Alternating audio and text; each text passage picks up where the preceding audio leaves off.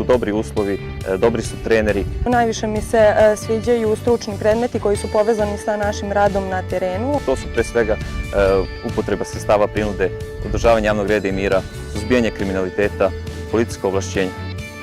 Želeo bih da pozovem sve one koji imaju ovaj poziv u srcu da dođu, da se prijave, svi oni koji žele da služe Republici Srbiji, da se zajedno borimo protiv kriminaliteta kako bismo našu decu i našu zajednicu učinili bezbednijom.